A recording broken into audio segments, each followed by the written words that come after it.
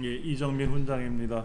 여러분들 지난 시간에 이어서 오늘은 똑같이 차트를 좀 더 연습할 건데요. 이 차트가 굉장히 복잡해요. 오늘이 이제 7번째 날짜입니다. 이제 3번 남았어요. 3번. 그래서 이 뒷부분에 자세히 보시면은 뭐 분석하는 과정이 좀 나오고요. 그렇게. 그래서 마지막 날은 이제 전반적인 거 우리 그동안 배운 거를 한 번 더 마무리 칠 건데요. 뭐 명목은 시험이라는 명목으로 하는 거지만 이제 공부를 더 할 겁니다. 지난 시간에는 이제 이런 데이터를 가지고 블럭을 잡았잖아요. 그렇죠? 이렇게 블럭을 잡고 나서 삽입이란 메뉴에 가시면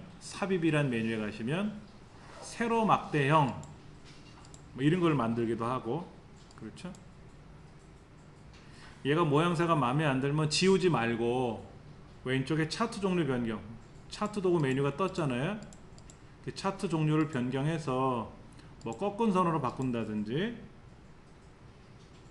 네, 근데 꺾은 선을 집어넣으니까 어떤 현상이 발생하냐면 180에서 마이너스 30으로 곤두박질 했잖아요. 그렇죠? 그 맛이 260으로 올라갔지 않습니까? 그러니까 이렇게 이제 내려갔다 올라갔다 이게 좀 보기가 좀 안 이뻐요. 그러니까 요거는 좀 그렇고, 만약에 이거를 다시 세로 막대형으로 돌려놓으면은 이렇게 올라갈 때 있고 내려갈 때, 강남점은 마지막에 내려갔네요. 그렇죠? 요렇게. 그러니까 보편적으로 0 이상을 우리가 입력을 많이 하는데, 인원수를 뭐 편성한다든지 뭐 금액을 계산한다든지, 그렇죠? 수출 뭐 수입 이런 현황을 입력을 할 때 양수가 보통 나왔는데 오늘은 마이너스 음수가 나왔습니다. 음수가 나오니까 0을 기준으로 봤을 때 내려가는 그래프도 보이더라 이거죠. 0보다 내려갔으니까, 0을 기반으로 했으니까는. 네. 특이한 경우예요. 근데 이거를 만약에 100을 기준으로 놓으면 어떻게 될까요? 100. 200을 기준으로 놓으면 어떻게 될까요? 200. 우리는 항상 0을 기준으로 하잖아요. 0보다 내려가면 올라가면. 근데 여기 사장님은 200이 커트라인이야.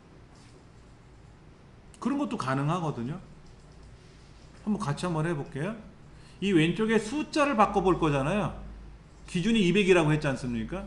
그럼 이 숫자를 더블 클릭해 보세요. 숫자를. 이렇게 숫자 메뉴가 뜰 겁니다. 자, 이렇게 제가 가려놓고, 자, 숫자를 더블 클릭하면 이렇게 축 서식이라고 뜨는데, 세로축, 가로축, 가로 세로가 뭔지는 아실 테고, 저쪽에 숫자가 적혀 있으니까 갑축이고요. 이쪽에 강동점, 강서점 하는 거는 글자니까 항목축이고요. 그럼 항상 세로에 값이 있느냐? 그건 아니에요. 가로막대 같은 경우에는 가로가 갑축이에요. 하여튼 간에 숫자를 클릭하니까 숫자 값을 조정하는 기능이 여기 나왔고요. 글자 쪽 강서를 클릭했더니 여긴 숫자가 아니라 글자니까는 또 메뉴가 달라지는 거죠. 이거를 외워야 된다라기보다는 클릭했더니 숫자가 보이네? 근데 다 자동으로 돼 있네? 그런데 아래쪽을 한번 보세요. 아래쪽. 가로축 교차 지점을 자동으로 놨어요. 확인하셨습니까? 이때 축 값을 클릭하세요. 축 값. 그래갖고 여기 0.0이라고 되어 있는 걸 지우고 200으로 고쳐보세요. 그리고 엔터를 탁 치면 여기 사장님 특이해. 200점 밑으로 내려가면 무조건 아래 방향이야. 아래 방향. 그러니까 마이너스가 얼마가 중요한 게 아니야. 그렇죠? 자, 그래서 이렇게 나왔단 말이야. 여기서는 180이 잘한 게 아니야. 200보다 내려가면 무조건 못한 거야. 그렇게 할 수도 있겠죠. 그러니까 대학 입학 시험 뭐 이런 거 옛날에 커트라인 있었잖아요. 커트라인. 뭐 280, 그럼 280 밑으로는 대학에 뭐 지원서를 못 냈었잖아요. 저희 때 그랬었어요. 커트라인이 딱 교육부에서 발표가 나. 옛날 문교부. 커트라인이 270입니다. 그러면 289점 맞은 사람은 대학 원서를 못 썼어요. 그런 시절이 있었죠. 그러니까 요런 게 그런 원리예요. 그런 원리.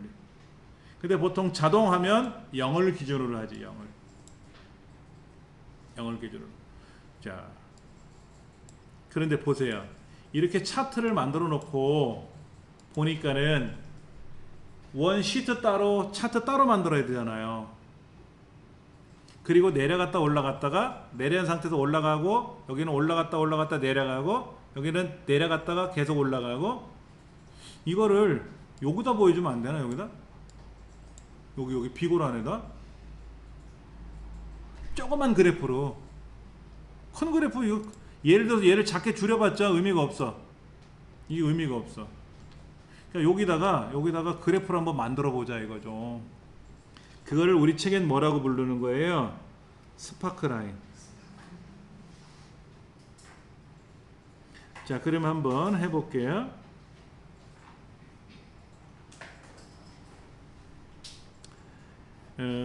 지금 책에 보면 이렇게 나와 있어요. 101페이지 한번 보세요. 스파크라인은 셀에 삽입하는 작은 차트 그래프입니다. 그래서 우리 교재에는 국내 국외해서 뭐 2013년서부터 쭉 지나갔던 이제 데이터, 지난 시간에 공부했던 데이터잖아요. 그렇죠? 예. 그러니까 요게 데이터죠. 요게 데이터. 이게 데이터잖아요. 이렇게 데이터를 블럭을 잡으세요.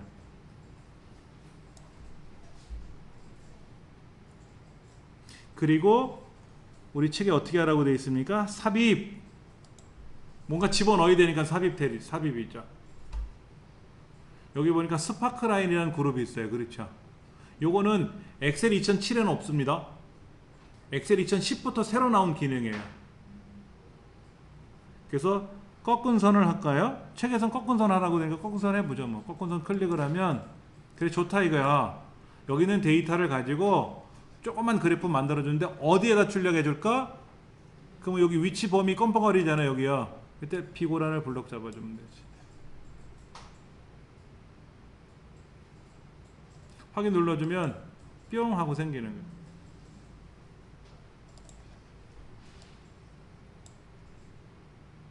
뿅 하고 생겼잖아요. 그러니까 얘는 어떻게 돼?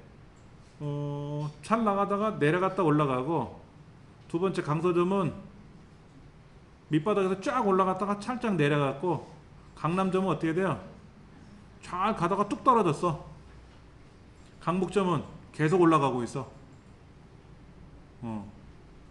근데 여기다 이제 클릭을 하잖아요. 클릭을 해놓고 여기 보시면 클릭을 하는 순간 뭐가 생기죠? 여기 위에요. 스파크라인을 지금 사용하고 계시군요 라고 알려주는 거고요. 이때 여기 색깔을 뭐 빨간색 이런 거 있잖아요. 색깔 모양이 있잖아요. 이렇게 색깔을 바꿀 수도 있어요. 주로 이제 뭐 어떤 색깔, 뭐 빨간색이 안 보인다. 여기 스파크라인 색을 빨간색, 그럼 빨갛게 되고, 이때 여기 선, 승패, 아까 선만 했잖아요. 꺾은 선처럼 오르락 내리락 하는데 거기다 열을 클릭하면 어떻게 되나 보세요. 이 세 가지가 그래프가 들어간 거죠. 세 가지가. 그런데 처음에는 잘 나간 것 같다가 많이 떨어졌다가 세 번째 항목은 쫙 올라갔어요.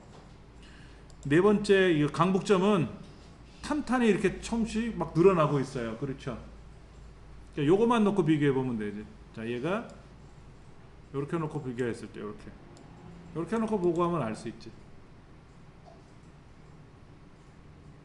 여긴 조만간에 망할 것 같아. 그렇잖아요. 망할 것 같아. 강남 좀 조심해야 돼.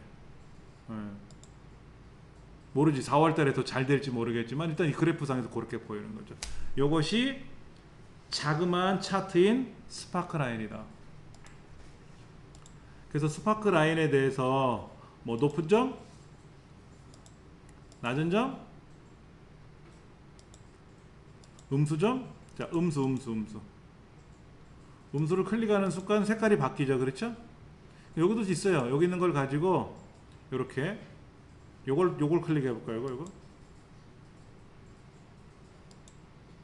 그러니까 색깔이 지금 빨간 녹색으로만 되어 있는데 제가 음수점, 낮은 점, 높은 점을 클릭했더니 높은 점은 녹색으로 나오고 음수점은 빨갛게 보이게끔 한 거예요. 뭐 이런 것도 있고요. 저런 것도 있고요. 종류별로 있겠죠. 그래서 내가 색깔을 선택하면 항목을 선택하는 거죠. 자, 첫 번째, 마지막. 지금은 1, 2, 3월 세 가지 계열이지만, 세 가지 항목이지만, 이게 12월까지 12개가 나오면 그 중에 첫 번째 데이터가 어떤 건지를 첫 점, 뭐 마지막 점 이렇게 할 수 있고, 제일 높은 거는 색깔을 이렇게 보이고 제일 낮은 거는 색깔을 저렇게 보여라 이렇게 할 수도 있고, 다행히도 여기는 마이너스가 있어서 마이너스 음수값은 좀 도드라지게 보이게끔 해라 라고 이렇게 할 수도 있는 거죠. 여기 음수점은 만약에 빨간색을 칠하고, 가장 높은 점은 예를 들어서 뭐 파랗게 보이도록 하고, 그 다음에 제일 낮은 점은 뭐 저건데 마이너스니까 색깔을 달리 줄 수도 있는 거죠. 여기서 일일이 색깔을 바꿀 수도 있고요. 여러분 원하시는 대로. 그렇게 해놓고 나서 흑백 프린터로 인쇄하면 꽝이겠지만, 칼라로 이제 화면을 볼 때 인쇄할 때도, 그러니까 지금 오른쪽에 제가 차트를 이렇게 따로 작업해 놨지만은 이렇게 차트로 보여드리는 것도 좋지만 이렇게 보는 것도 낫지 않겠냐. 그러면 차트에는 또 무슨 기능이 있죠? 데이터 표라는 기능이 있잖아요. 데이터 표라는 기능이 있잖아요. 이렇게 데이터 표를 보여서 이거를 제출해도 데이터가 다 보이겠죠. 이건 그래프 위주고 데이터 표를 보여주는 기능이지. 그 왼쪽에 있는 거는 시트 위주고 그래프가, 차트가 살짝 보이게끔 하는 거고. 여러분이 평가하시는 거예요. 어떤 게 좀 우리 부장님 보여드리기 좋을지, 부장님이 어떤 걸 좋아하실지, 뭐 이런 거.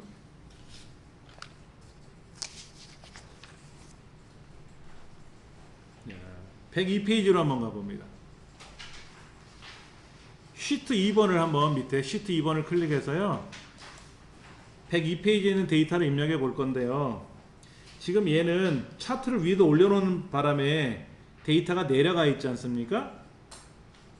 그냥 우리가 두 번째 B2부터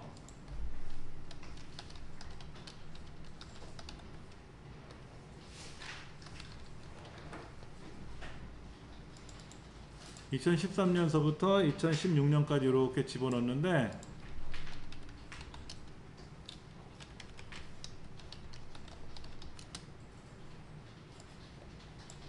이거 데이터 입력하실 때 주의사항,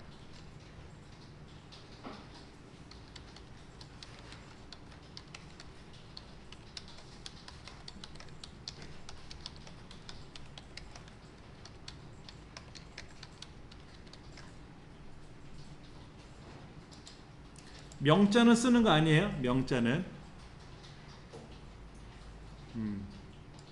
지난 시간에 차트가 하나도 안 나와야 하신 분이 있었어요. 알고 봤더니 명자를 쓰셨어. 명자 써 있잖아요. 근데 명자가 들어가면 글자이기 때문에 그래프가 안 나오죠. 그래서 오늘 다시 설명드릴게요. 예.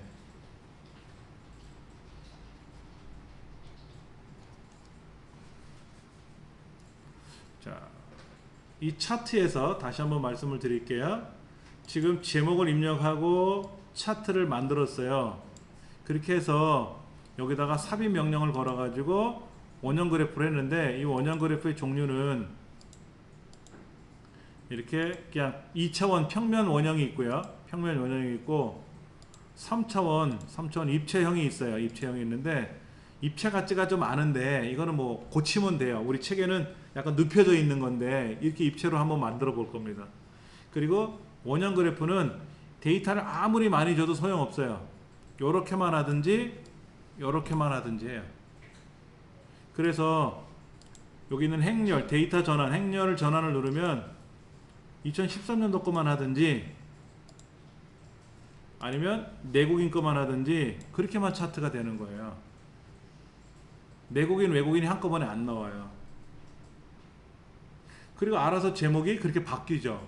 이거를 요 제목으로 고쳐 쓰려고 그러는 거예요. 그러면 어떻게 하냐면 이 차트 제목란에다 클릭을 해 놓으시고, 일단 그 다음 여기 수식 입력 줄이라고 하는 상단 있죠. 여기다가 클릭하고 는 는 누르셨어요? 그 얘를 여기 지금 첫 번째 줄에 제목 써놓은 거 있잖아요. 얘를 클릭해요. 그리고 엔터. 그럼 그게 들어가는 거예요. 그러면 이 제목을 만약에 내가 다른 거로 안녕 하고 쓰면 어떻게 돼? 알아서 안녕이라고 들어가는 거예요. 제목이 바뀌면 차트 제목도 알아서 연결이 돼 있으니까 그렇게 되는 거죠. 그렇게 차트 제목을 한번 링크 연결을 시켜봤습니다.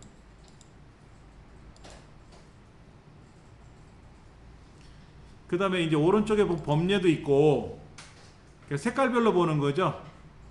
정중앙에 있는 오른쪽 있잖아요. 오른쪽 요거 정중앙을 기준으로 오른쪽에 있는 게 2013년도 그서부터 하나씩 돌아가는 거예요.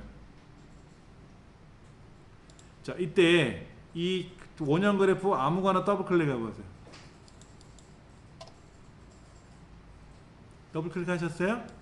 그러면 계열 서식이라고 뜨잖아요. 계열 서식이라고 뜨는데 이 계열 서식에서 3차원 서식이라고 있잖아요. 3차원 서식. 얘를 클릭하면은 요런 말이 나와요. 요런 말이. 그럼 여기서 위쪽, 아래쪽 이런 거를 막 숫자를 바꿔주면 뭐가 모양새가 바뀌어지기도 해요. 잘못 건들면 어떻게 될까? 안 이뻐지겠지. 원래대로 해놔야죠. 원래대로. 그 다음에 이 요거 지금 계열인데 말고 이 차트 자체를 클릭해 보세요. 차트 자체를. 그럼 거기서 3차원이라고 나오죠. 이 막 원형 그래프에 있는 피자를 잘라 놓은 것처럼 그렇게 잘라진 내역을 클릭해 놓고 항목을 클릭해 놓고 3차원 서식에 들어가면 이 피자 잘라 놓은 것 자체를 꾸밀 때 쓰는 거예요. 3차원으로. 그리고 이 차트 자체를 클릭하면 차트 자체에서 3차원 서식이라고 있거든요. 3차원 회전도 있고요. 이때 3차원 회전을 한번 눌러보세요. 3차원 회전. 우리 책은 약간 눕혀 있는 것 같고 얘는 세워져 있는 것처럼 보이니까는 여기 X축을 올려. X축을 돌리니까 어떻게 움직이죠? 돌아가잖아요. 그리고 Y축을 돌려보세요. Y축을. 오, 눕혔다. Y축을 막 움직이니까 Y축의 값이 90도가 되면 평면이에요. 얘를 낮추면 막 눕잖아 이렇게. 너무 눕히면 옆에만 보이네 또. 요 정도가 보기 좋을 것 같아요. 요 정도. 그 다음에 원근감도 있어요. 원근감을 잘못 돌리면 어떤 문제가 생기느냐. 원근감이 15도가 기본으로 되어 있는데 이 값이 커지면 앞쪽에 있는 게 더 크게 보이고 뒤쪽에는 작게 보이고.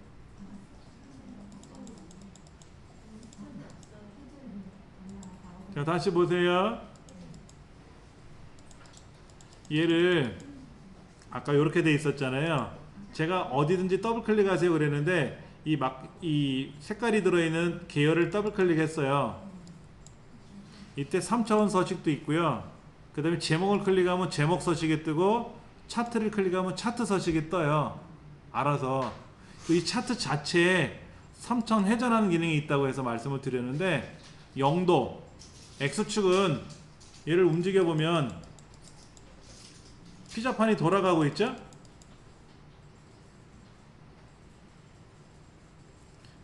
그 다음에 Y축을 돌리면 값을 작게 하면 이렇게 누워지는 형태가 되고 누워지는 형태. 얘가 90도가 되면 그냥 평면이 되는 거고. 그래서 아까 보니까는 한 30도 높여 정도 놓으니까 이렇게 잘 보이는 것 같아요. 이럴 때 원근감을 또 조절이 되면은 15도를 기준으로 값이 작아지면 앞에 게 작고 뒤에 게 크게 보이고 15도보다 커지면은 앞에 게 크고 뒤에 게 또 작아 보여요.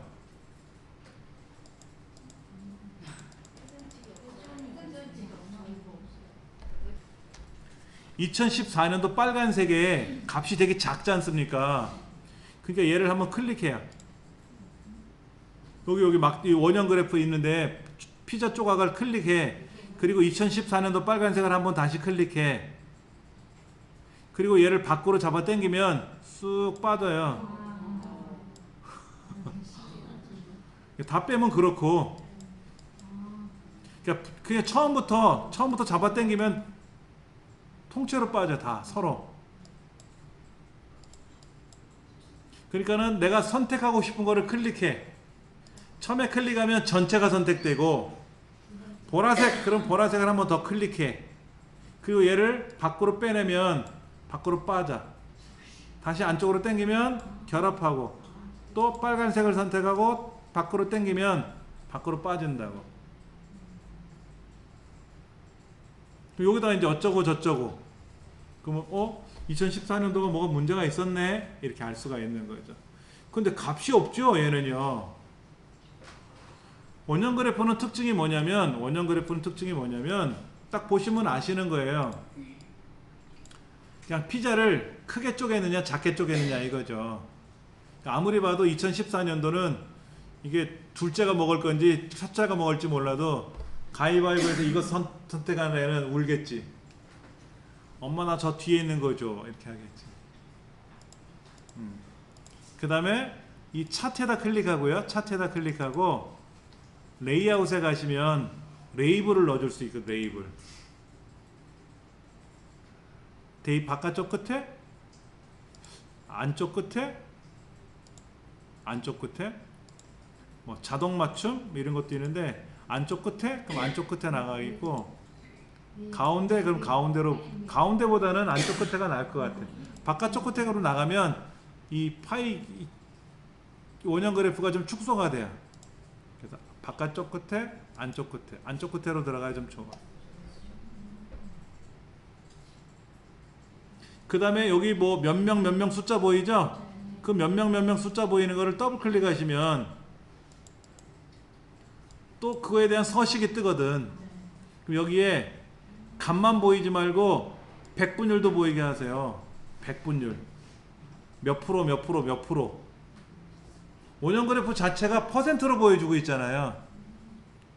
백분율을 안 보여주고 값만 보여주니까 전체 몇 퍼센트를 차지했는지 대략 모른다 이거지. 이렇게. 책에도 그렇게 돼 있는 것 같아요. 몇 년도 이렇게.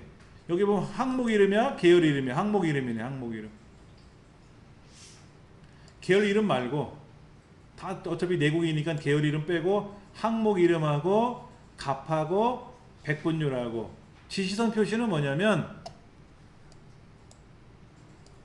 이 차트가 여차해서 밖으로 빠져나가게 되면은 이 값이, 이 글자가 보세요. 제가 이 글자만 바로 빼놓을게요. 이렇게 선이 여기 밖에 나가 있죠. 선이 이렇게 밖으로 나가 있잖아요. 요 글자, 요 숫자 있잖아요. 글자 있는데 얘를 이렇게 밖으로 빼낼 수도 있거든요. 요렇게 지시선이라는 게 생기거든. 그래서 지시선을 달아놓고, 지시선 안 달아놓으면 안 보이잖아.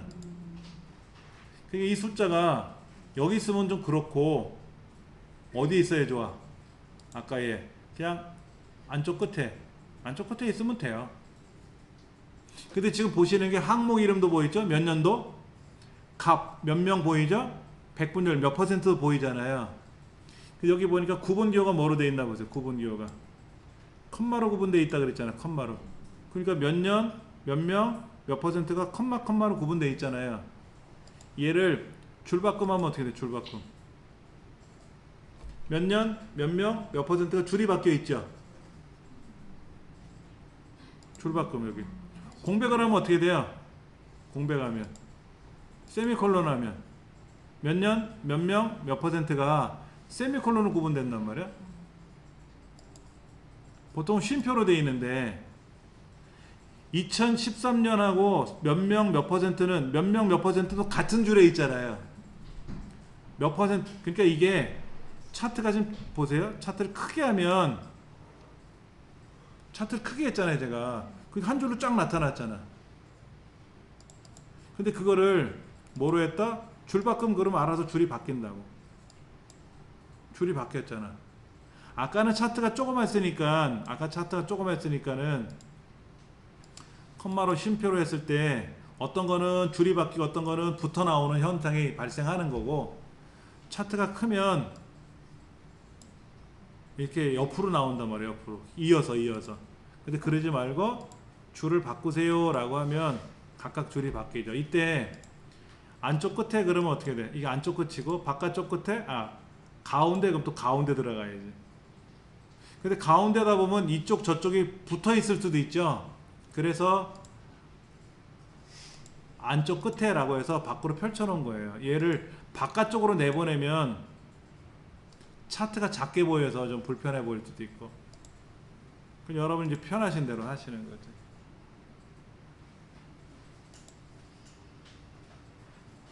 그리고 이제 여기 2016년도 거는 다시 클릭해가지고 얘를 밖으로 싹 빼낼 수도 있죠. 얘를 밖으로 빼낼 수도 있죠. 근데 얘는 좀 잘 보여, 글자가. 근데 2016년은 저 끄트머리에 붙어 있는 것 같아, 글자가. 그렇죠. 그럼 그 글자 있는 데를 클릭하셔가지고 이 글자를 이렇게 마우스로 이 테두리 박스를 이렇게 끌고 이렇게 집어넣으면 안으로 들어옵니다. 박스만 다시 이렇게. 박스만 다시 옮기면, 얘는 보기 좋게 나와 있잖아요. 박스가, 글자 들어가는 박스가 보기 좋게 잘 들어와 있는데 어떤 건 좀 보기가 불편할 정도로 귀퉁이로 나가 있는 경우도 있거든요. 이거는 클릭해 가지고 마우스로 조정하시면 돼요.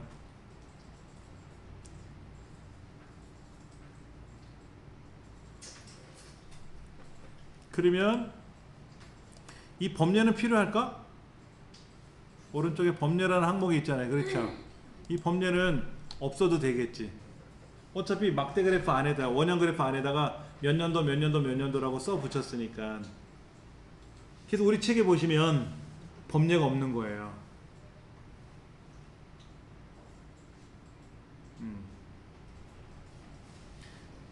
얘를 회전하면 어떻게 될까? 얘를 X축을 회전하면 막 돌다 보니까 값이 레이블 넣어놓은 게 어떻게 됐어요? 막 뒤 섞여버리는 경우도 있어. 그럼 다시 레이블에 가서 안쪽 끝에, 그럼 각각 안쪽 끝에 찾아가니까 얘를 회전하다 보니까 이렇게 회전하다 보니까 내가 아까 넣어놓은 게 위치가 요렇게 넣어놨는데 얘를 회전하다 보면 어떤 현상이 발생하냐면,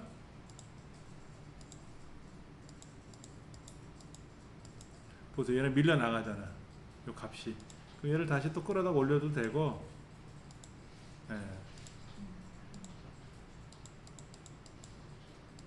이런 일이 발생할 수 있단 말이에요. 그럼 레이블에 가서 안쪽 끝에, 그럼 알아서 또 원래 자리에 들어가니까. 이렇게 해서 이제 원형 그래프에 대한 내용을 우리가 이제 살펴보는 겁니다. 이렇게 차트를 만들어서 원형 그래프를 만들던, 아니면 무슨 이거를 예를 들면 여기 있는 뭐 막대 그래프를 하던 간에 그건 여러분들이 마음대로 하시면 되죠. 이렇게. 근데 지금 보시다시피 내국인이 많고 외국인이 적지 않습니까? 근데 막대 그래프는 다 보이죠? 아까 원형 그래프는 내국인만 나왔잖아요. 외국인은 안 나왔죠. 그렇죠? 그러면 내국인을 보이게 하려면 어떻게 됩니까? 자동으로 내국인이 보였는데 외국인이 보이게 하려면 어떻게 만들어야 돼? 차트를요. 원본 데이터를, 데이터 선택에 들어가서 여기 내국인을 제거하면 외국인만 보이잖아요. 다시 보세요. 데이터 선택 모드에 들어가시면 내국인, 외국인이 보이지 않습니까? 그럼 내국인을 빼면, 제거하면 외국인만 보이잖아요. 이렇게 놓고 차트를 원형 그래프로 바꾸면 이거는 외국인만 나오는 거예요. 이제 아니면 처음부터 요렇게 블럭 잡아가지고 처음에 블럭, 그 다음에 컨트롤 키 눌러서 또 블럭, 그리고 삽입에 가서 원형 그래프를 눌러주면 이건 외국인이죠, 외국인. 그 다음에 요 글자를 클릭하고 저 상단에 수식 입력 줄에다 클릭하고 는 하고 제목을 클릭해주면 알아서 제목으로 들어가고, 법례는 필요 없으면 닫아주시고, 법례. 그 다음에 이제 여기다가는 레이블을 안쪽 끝에, 그 다음에 얘를 더블 클릭해서 백분율도 보여주고 항목 이름도 보여주고, 얘를 줄바꿈 그러면 얘는 외국인이고 얘는 내국인이고, 그렇죠. 이것도 더블 클릭을 해서 백분율 항목 이름, 여기다가 계열 이름까지 보여주면 계열 이름이 보이겠지. 그렇지. 이렇게 그렇게 차트를 원형 그래프는 좀 불편해요. 그러니까 얘를 통틀어서 삽입해 가서 뭐 꺾은 선을 만들면 알아서 꺾은 선이 되고, 그 다음에 차트 종류를 이렇게 가로막대로 바꾸면 가로막대가 되고, 있는 그래프 다 안에 참여를 하는데, 원형 그래프는 단점이 뭐냐면 요렇게만 보이든지 요렇게만 보인다 이거지. 그러니까 외국인을 만약에 차트에다 보여주고 싶으면 별도로 범위를 조정해 줘야 되는 불편함이 생겨요. 원형 그래프 특징이 그래요. 자, 지금 103페이지에 나와 있는 걸 가지고 한 번 더 연습해 볼 건데요. 103페이지 보시면은 거기에 시트 3번 클릭할게요. 밑에 시트 3번. 마찬가지로 B2에다가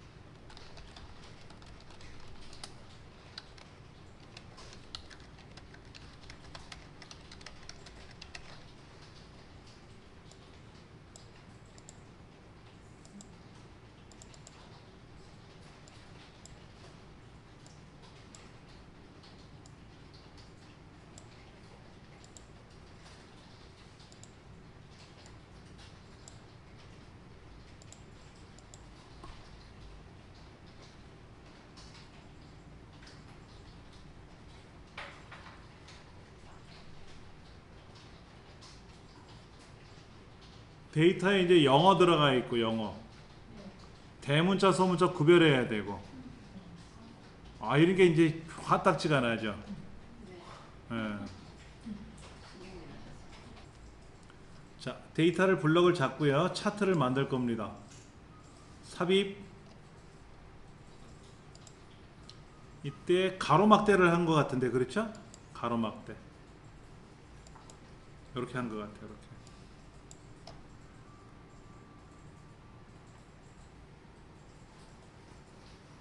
그런데 문제가 생겼죠. 이 차트가 본래는 사원 코드 빼고 성명서부터 들어가야 되는데 다 집어넣었잖아요.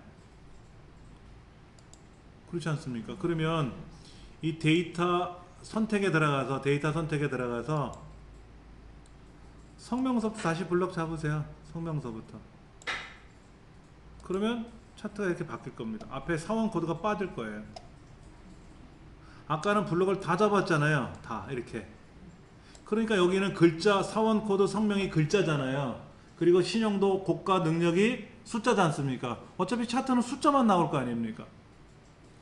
그러니까 아까는 이 차트가 이렇게 보였단 말이에요. 이렇게 다시 보시면 이렇게 블럭이 잡히는 바람에, 그러면 데이터 선택에 들어가서 이 글자를 고쳐야지. 고치는 방법이 여러 가지가 있는데 에이 귀찮아 그럼 어떻게 하라? 얘를 다시 성명서부터 블럭 잡으세요. 뭐 어려운 건 아니니까 지금 처음 시작하는 거니까. 아니면 이 차트를 삭제해 버리고 다시 블럭을 잡아서 다시 하셔도 되지 뭐. 막 작업하고 있는 중간에 뭐를 고치려면 불편하지만 지금은 이제 새로 시작하는 거잖아요. 뭐 이때 처음에 틀을 잘 잡아야지. 자, 제목이 없네요. 근데 책에 뭐라고 써 있어요? 차트 스타일을 몇 번 하래요. 차트 스타일을. 여기 보니까 레이아웃 3번 하라고 되어 있는데 여기 레이아웃 3번 이렇게 바꾸라고 되어 있고 레이아웃 1번, 2번, 3번. 그러니까 제목이 위에 있고 범례가 아래로 내려가는 애로 바뀐 거지. 이렇게 이런 5번, 6번 이렇게 있는데 3번 하래 3번. 그리고 나서 이 차트 스타일은 몇 번 하래요? 1, 2, 3, 4, 5, 6, 8번 9번, 10번 요거 10번 이렇게 하래. 그리고 막대 그래프가 색깔이 약간 입체적으로 보이잖아요. 그렇죠?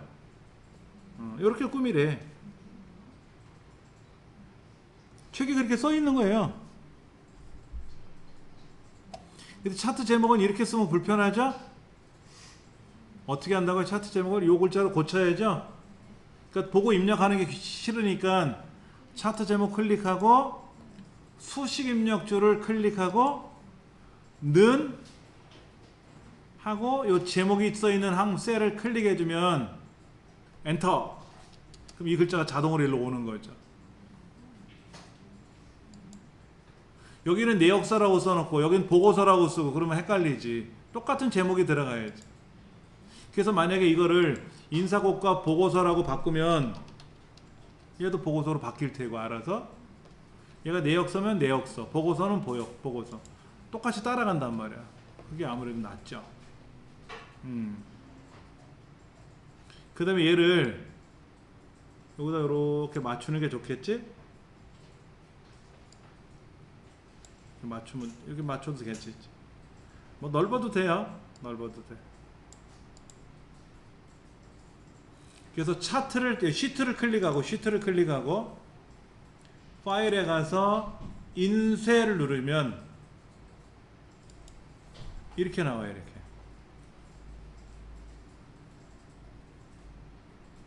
그러니까 시트하고 차트랑 같이 프린터로 인쇄가 되겠죠. 근데 이제 ESC 키를 누르거나 저기 홈 아무거나 누르면 빠져나가고 이때 차트를 클릭하고 차트를 클릭하고 시트가 아니라 차트를 클릭하고 파일에 가서 인쇄를 누르면 차트만 큼지막하게 인쇄가 되는 거죠. 그러니까 얘를 제출하면 되죠. 이렇게 인쇄해서. ESC 키 누르면 다시 원래 데이터로 돌아오고 이렇게. 그러니까 제가 아까 뭐 눌렀다고요? ESC.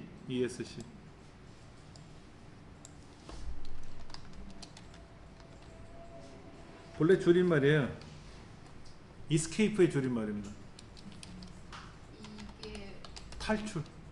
눌렀을 때 맨 큰 화면 아까 그게 먼저 나왔을 때 저 두 개가 나오는 건 어떻게 하면 돼요? 자 보세요. 시트. 네. 시트를 클릭하고 네네. 파일에 가서 인쇄 명령을 걸면 이렇게 나오고요. 네. 그냥 파일에 가서 근데 여기 지금 네. 기본값이 어떻게 주어져 있는지 얘가 바로 나와서요. 큰 거 있다. 잠깐만요. 이렇게 나오고 그 다음에 이제 Escape, ES 키를 누르면 다시 원래대로 돌아오겠죠. 그렇죠? 그 차트를 클릭하고 얘를 인쇄할까 해서 파일에 가서 인쇄 명령을 걸면 차트가 크게 나오고. 근데 우리 인쇄 명령 많이 걸거든요. 인쇄 미리 보기를 많이 하거든. 근데 파일에 가서 인쇄 가서 매번 이걸 누르려니까 귀찮거든. 그래서 여기 저 위에 보면 저장 아이콘, 실행 취소하는 아이콘이 있잖아요. 거기 가서 인쇄 미리 보기 및 인쇄라는 항목을 클릭해 놓으면 여기 아이콘이 하나 생겨요. 돋보기 그림 같은 거. 누를 때마다 바로 누르면 바로 인쇄 모드로 들어오는 거죠. 이거를 우린 빠른 실행 아이콘이라고 하죠. 빠른 실행 도구모. 되게 편해요. 이렇게. escape라는 거는 탈출인데 언제든지 우리 저기 비상 탈출구 같은 경우는 exit라고 써 있잖아요, 영어로. 그거는 길이 정해져 있는 탈출이고요. 얘는 아무 때나 벗어난다는 뜻으로 escape를 쓰는 거예요. 예. 그래서 요 escape ESC 키를 누르면 웬만한 거는 다 중간에 멈춰버릴 수가 있으니까 도움이 되겠죠. 근데 이제 인쇄 미리 보기 들어가면 요렇게 얘가 1페이지요 2페이지요 라고 이렇게 점선이 보이니까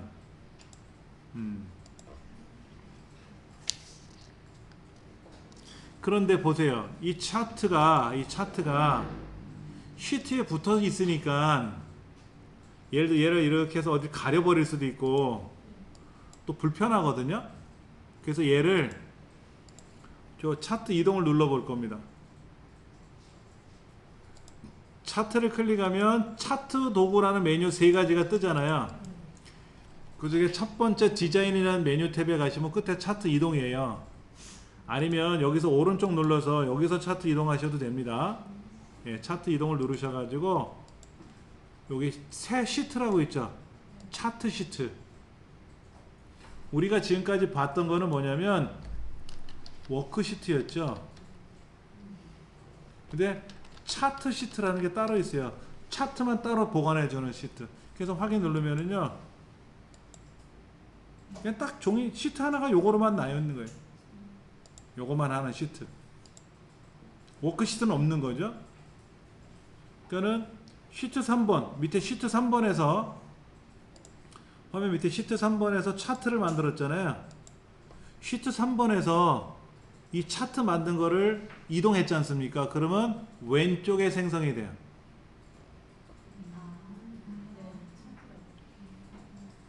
오른쪽에 붙는 게 아니고요. 엑셀 작업을 할 때 예를 들어서 어떤 거를 차트를 새로운 시트로 이동을 했지 않습니까? 그러면 하나의 시트가 새로운 시트가 생성됐지 않습니까? 이때 현재 시트 바로 왼쪽에 생성이 된다. 항상 왼쪽에 생성이 돼요. 그러니까 아까 여기에서도 여기 보시면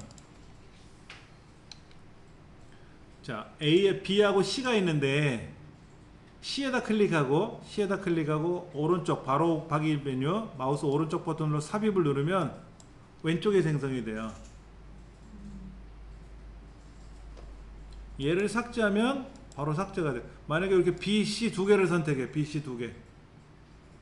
그 C에다 놓고 삽입을 하면 다시 B, C가 블럭 잡혔죠?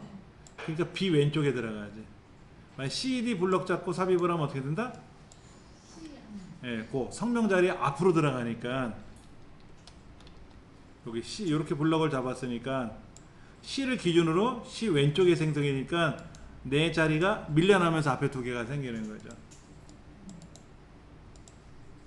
이렇게 블럭을 잡고 삽입을 누르면 어떻게 된다? 네 칸이 앞에 생기는 거죠. 그렇죠. 그럼 차트도 알아서 그렇게 반영이 돼요. 차트도 알아서 반영이 된다고. 그럼 이 네 칸은 필요 없으니까 다시 삭제를 하겠죠? 여기도 마찬가지로 길 유닛이 위에 한 사람이 누락됐어. 그럼 5에다 놓고 삽입을 누르면 하나가 더 생성되겠죠. 그럼 거기다 이제 데이터 입력하면 되고. 그렇게. 그래서 삽입을 하게 되면 뭐가 생성이 되면은 왼쪽이나 위쪽에 들어가요. 위쪽에.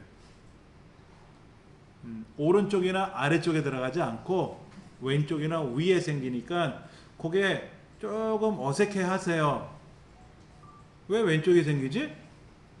현재 거 오른쪽에 붙어야 수월할 텐데 라고 하시는데 엑셀에서는 규정이 그래요. 그렇게 규정이 돼요. 그래서 지금 103페이지에 나와 있는 그 차트가 현재 아까 보시던 시트 3번에 있었던 그 시트 왼쪽에 생기는 거죠. 그럼 이제 엑셀에서는 이런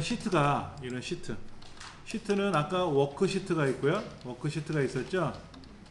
그 다음에 차트 시트가 있었죠. 자, 여기 한번 잠깐 볼게요. 같이 한번 해보세요. 요 밑에 보면 여기 끄트머리에 노란색, 약간 빨간색 스름한 이렇게 아이콘 하나 있잖아요. 얘를 누르면 뒤에 붙어요. 뒤에 붙습니다. 원래 명령은 삽입이잖아요. 삽입은 왼쪽에 붙어야 되는데 얘는 뒤에 붙어요. 뒤에. 근데 보세요. 여기 차트 1이라고 되어 있는 거에다 놓고 오른쪽 눌러 삽입.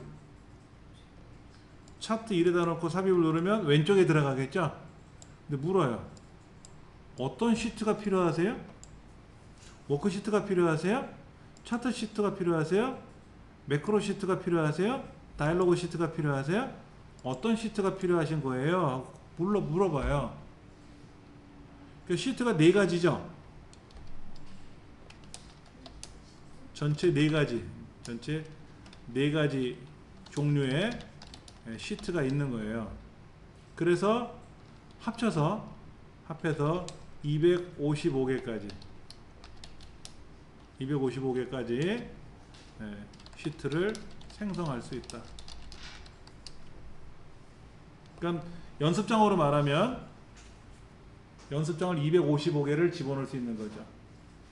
근데 하나는 국어 공책, 하나는 수학 공책, 음악 공책, 뭐 영어 공책처럼 종류별로 255개씩은 아니에요. 합해서 255개. 만약에 255개 시트를 다 집어넣고 그 안에 데이터가 막 100만 개씩 들어있고 하면은요, 컴퓨터가 잘 안 움직여요. 버거워서. 우리야 지금 데이터 몇 개 안 넣었잖아요. 10줄도 안 들어갔잖아. 그러니까 금방금방 하지. 데이터가 많고 시트가 많으면 무거워지거든요. 하여튼 간에 이렇게 만들 수가 있어요. 그럼 여기다가 이제 워크시트를 하나 만들어라. 그럼 삽입 누르면 새로운 워크시트가 하나 생성이 되는 거지. 항상 이렇게 삽입을 했거든. 오른쪽 눌러서 삽입을 하시오. 그래서 차트 시트를 만들 건지 워크시트를 만들 건지 확인을 누르면 왼쪽에 하나 생성이 되니까 처음 엑셀을 배우는 사람들은 왜 삽입을 하면 왼쪽에 붙지? 공책도 연습장을 뒤에다 붙여가지고 이어서 써야 되는데 그래서 이 아이콘을 만든 거예요. 얘를 누르면 어떻게 된다?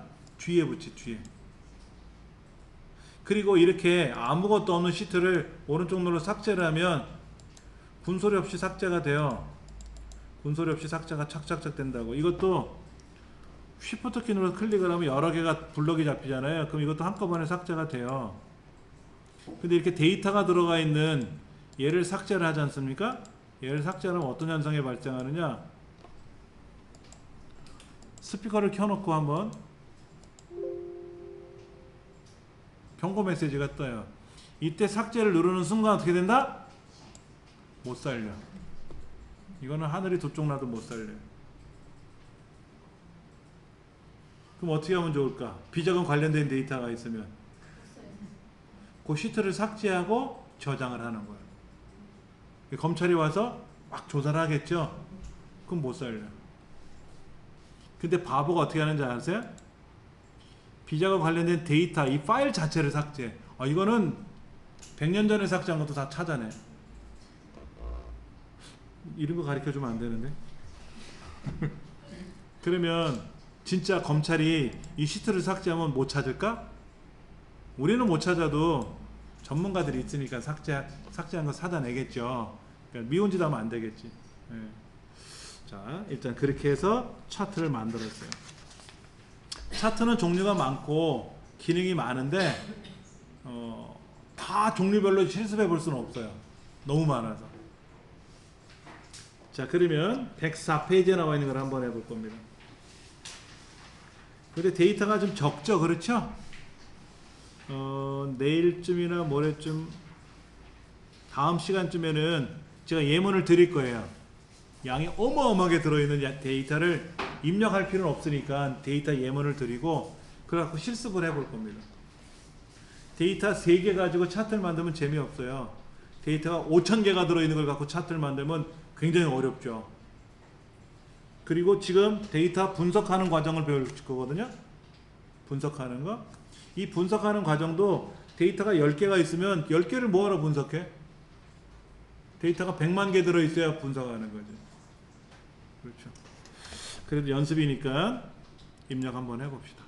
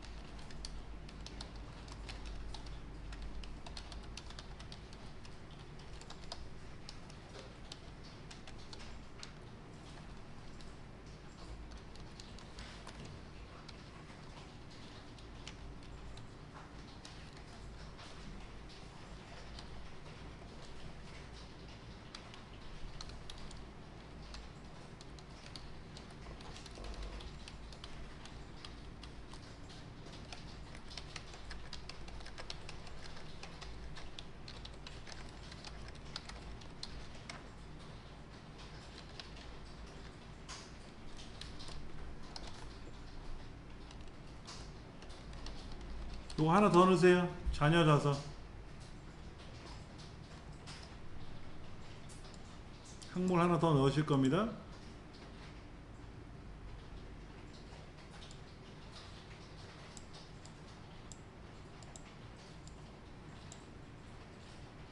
그래서 책에서 요구하는 대로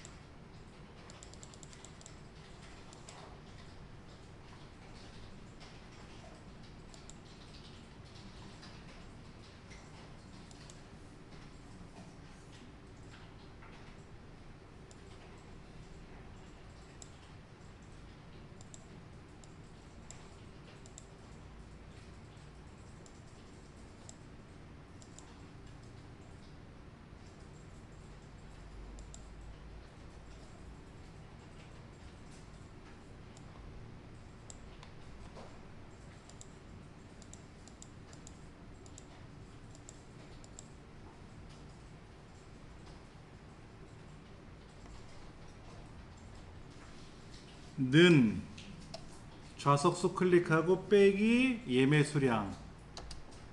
그리고 자동 체계를 쫙 부르면 어떻게 됩니까? 자동으로 완성이 됐죠. 그렇죠? 예.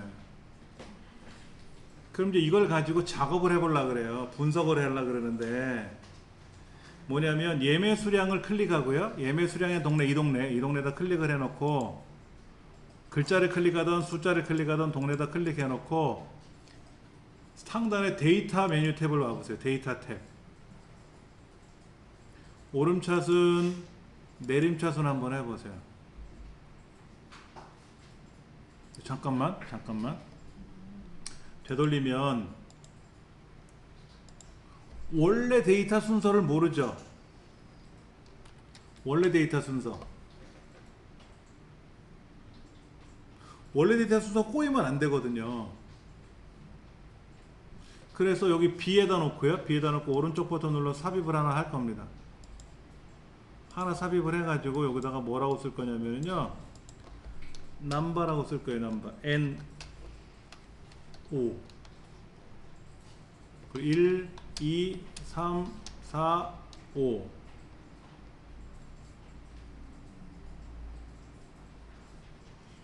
얘는 좁아도 돼요. 얘는 좁아도 돼요. 여기 색깔이 어떻게 됐어요? 색깔. 선도 그려놨고 색깔도 칠했는데 얘는 안 칠해졌잖아요. 그럼 얘도 색깔을 칠해야 되고 다시 꾸며야 될 거 아닙니까? 제가 번호를 왜 매겼냐면 이게 고유 번호야. 우리가 이 책에는 안 나오지만 데이터를 분석하는 과정을 배우셔야 되는데 문제는 원 데이터가 틀어지면 안 돼요. 그래서 원래는 이 데이터를 두고 얘를 복사를 해가지고 분석을 하는 작업을 많이 하거든요. 그러면 이 일이 손이 2배로 더 가지. 그래서 여기에다가 번호를 하나 매겨 놓으면 다음에 이 번호 순서대로 정렬하면 원래 데이터가 되는 거잖아요. 그래서 처음부터 입력을 했어야 되는데 까먹은 거죠. 그럼 이제 여기다가 한 칸을 삽입해서 번호를 넣었는데 얘는 가운데 맞춤이고 색깔도 들어갔고 선도 칠해졌는데 얘는 아무것도 없지 않습니까? 그러면 이렇게 블럭을 잡아서 홈 탭에 가서 홈 탭 서식 복사를 눌러요. 서식 복사. 그리고 여기다가 이렇게 비벼주잖아요. 이렇게 똑같이 들어가. 똑같이 모양새가 들어갔잖아요. 그렇죠? 다시 보세요. 지금 여기 아무것도 안 꾸며졌잖아요. 그러니까 얘를 블럭 잡고 여기 있는 서식을 여기다 붙이면 되잖아요. 서식 복사. 그리고 빗자루 그림 돌아다니잖아. 여기다가 드래그하면 이렇게 드래그하면 그 서식이 여기 복제가 돼서 꾸며진다고. 그리고 얘는 뭐 넓지 않아도 돼요. 좁아도 돼요. 문제는 얘가 문제지. 얘가 병합 다시 깨트리고 다시 병합을 해야지. 얘가 누락된 상태로 병합이 됐으니까 이렇게 블럭을 잡으면 두 개가 블럭이 되잖아요. 병합을 다시 하라 그러면 깨지거든요. 다시 병합을 눌러야 얘가 통째로 다시 병합이 되는 겁니다.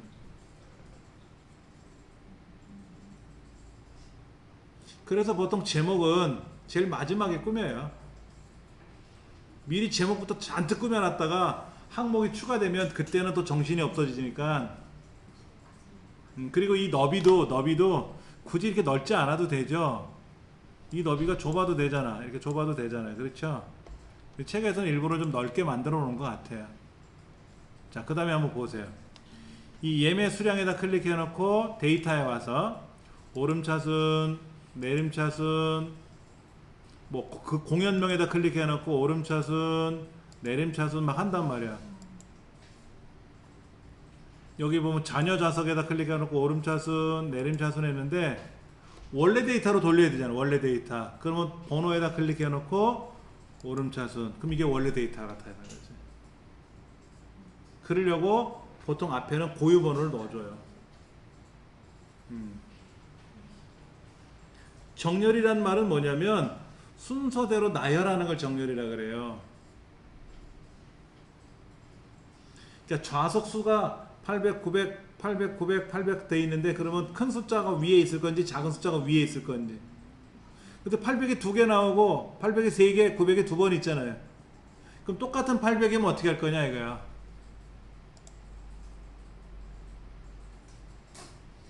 올림픽에서 뭘 했단 말이야. 경기를 했는데 점수가 동일해. 이번에 월드컵에서 그거 있었죠? 조 예선했잖아. 조 예선했는데 누가 조 위로 올라가고 떨어지고 그런 거 있잖아요. 그 왜 그런 거예요? 뭐 때문에? 옐로우 카드를 덜 받은 팀이 매너가 좋다 그래서 그 팀이 올라가는 거잖아요. 그렇죠? 그렇게 룰이 바뀌는 거지. 그러면 만약에 복싱 선수가 서로 경기를 했는데 점수가 동일해. 그러면 누가 파울을 적게 받았느냐? 예전에는 그랬었어요. 옛날에 88 올림픽 때는요. 경기를 했는데 점수가 동일하면 둘이 끌고 들어가서 홀딱 뺏겨놓고 몸무게를 재요. 그래서 1g이라도 가벼운 놈이 이기는 거야. 무거운 놈이 져. 근데 예전에 그렇게 했는데 지금은 그렇게 안 하죠. 점수를 가지고 하다가 동일하면 이제 파울이 적게 난 사람, 유주도 그렇고 다 그렇게 하지 않습니까? 그럼 여기도 마찬가지예요. 800 이렇게 오름차순 눌렀더니 800, 800, 800, 900, 900이 나왔는데 그때는 예를 들어서 자녀 수량이 적은 게 올라가게끔 하라든지 자녀 수량이 작은 게 올라가면 좋겠어. 그러면 요거 800끼리니까 두 개가 바뀌어야죠. 요 세 개니까 50, 131, 202로 가야 되겠지. 얘는 75가 올라가야 되겠죠. 그러면 여기 갖다 놓고 오름차순 하면 안 되지. 얘가 틀어지잖아 또. 얘가 틀어지잖아. 얘를 내림차순 하려면 어떻게 돼요? 또 안 맞잖아요. 그럴 때는 정렬이라는 대화상자에 들어가서 좌석수를 큰 순서대로 하시오. 좌석수를 내림차순으로 하시오. 그럼 900이 위로 올라가겠죠? 그런데 동일한 900도 있고 800도 있을 때는 어떻게 합니까? 기준 추가. 이때는 자녀 좌석이 작은 게 위로 올라가게 하세요. 확인 누르면 900끼리는 이렇게, 800끼리는 이렇게.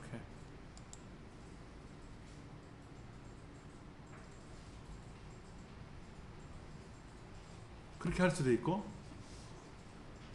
그 다음에 공연명으로 정렬하시오. 공연명은 다 동일하지 않지. 다 다르지. 근데 공연장으로 정렬하면 어떻게 돼요? 공연장으로 정렬하면 LG끼리 모이고 세종끼리 모이죠. 그렇죠? 근데 LG는 900석이고 세종은 800석인가 봐. 뭐 좌석수야 정해져 있는 거니까 할 수 없고. 세종문화관 소극장인가 보다. 대극장은 3997석입니다. 세종문화관 대강당은 3석이 모자란 4000석이에요. 별걸 다 외우죠? 거기서 공연했었거든 제가. 계속 외웠어요. 자, 이렇게 정렬이라는 거를 많이 한단 말이야. 왜? 보기 좋게 하려고. 자녀 좌석을 클릭해놓고 내림차순 그러면 좌석수가 많은 거, 남은 좌석수가 많은 거부터 알려줘야 되고, 오름차순하면 어떻게 돼요? 좌석수가 적은 것부터 알려줘야 되고, 예매 수량이 많은 거를, 적은 거를, 많고 적은 거를 가지고 순서대로 정렬할 수도 있단 말이에요. 정렬은 어려운 거는 아니에요. 우리 키 순서도 있잖아. 키 순서대로. 키 작은 친구가 앞에 가고 키 큰 친구가 뒤로 가고 뭐 이렇게 오름차순 내림차순 하는 겁니다. 근데 우리 책에 뭐라고 써 있어요? 104페이지 11번이 뭡니까? 정렬하고 나서 부분합 구하래. 다른 말로 말하면 부분합이라는 걸 계산하려면 정렬부터 하라는 얘기예요. 정렬은 정렬로서 끝나기도 하는데 이 정렬을 하는 이유는 또 한 가지 목적이 부분합을 하려고 정렬을 하는 거예요. 자, 여기 보세요. 공연장이 LG도 있고 세종도 있잖아요. 그러면 공연장별로 예매 수량의 평균을 계산해 볼 수도 있고, 공연장별로 공연이 몇 건이 발생하는지를 분석을 할 수도 있죠. 지금이야 공연장은 두 가지밖에 없고 공연은 총 5가지니까 2건, 3건 밖에 안 되지만, 이게 만약에 공연 안내가 한 5,000줄 나오면 어떻게 돼요? 그러면 분석을 해야 될 거 아닙니까? 지금은 5줄이니까 그렇지만. 자, 그래서 그룹을 질 수 있는 데이터가, 여기는 공연명은 어차피 다 다르고 공연장은 LG냐 세종이냐 구분할 수 있잖아요. 그러면 공연장에다 클릭해 놓고 오름차순을 하던 내림차순을 하던 어떻게 글자끼리 모아놔야 돼.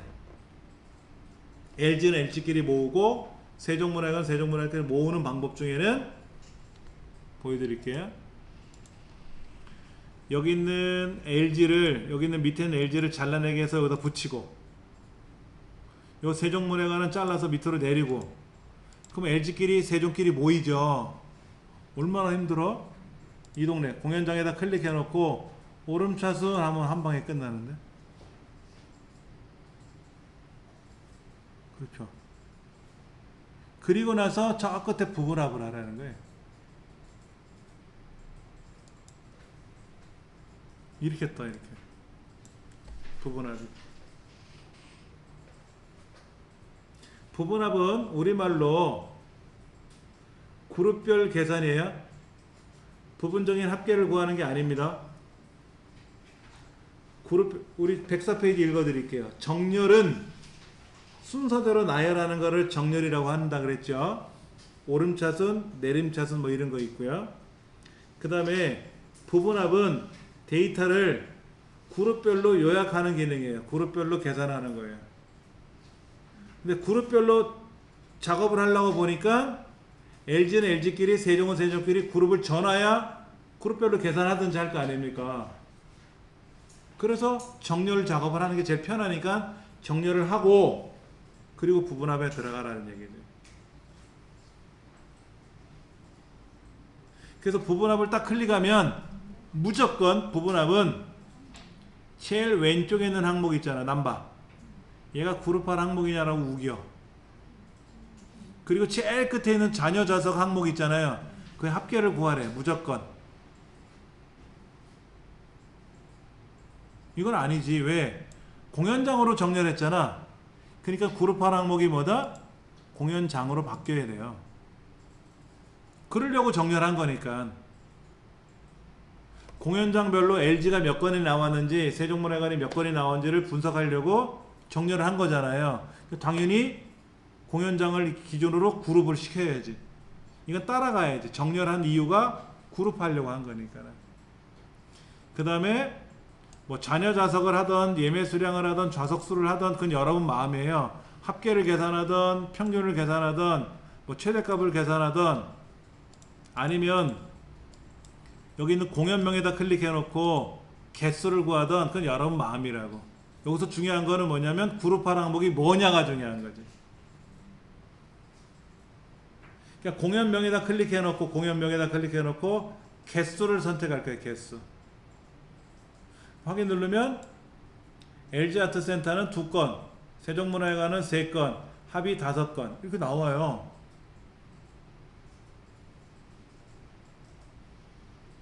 그렇죠?